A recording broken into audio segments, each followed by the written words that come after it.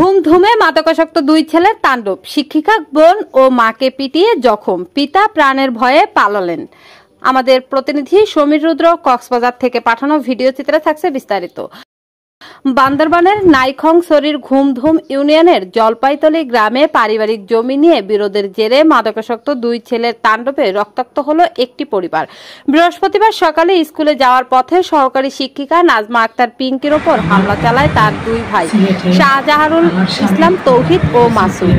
তারা বোনকে হাতুড়ি দিয়ে পিটিয়ে গুরুতর আহত করে। পরদিন বৃদ্ধা মাকেও কুপিয়ে জখম করে। পুলিশ ইতিমধ্যে ছোট ভাই মাসুদকে গ্রেফতার করেছে, তবে বড় ভাই তৌহিদ পলাতক।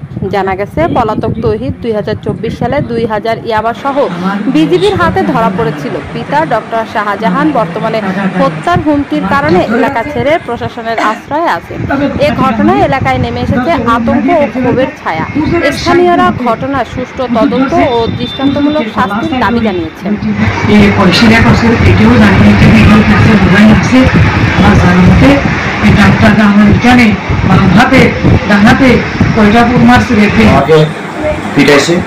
পিটানোর পরে আমরা ওকে স্বাস্থ্য কমপ্লেক্সে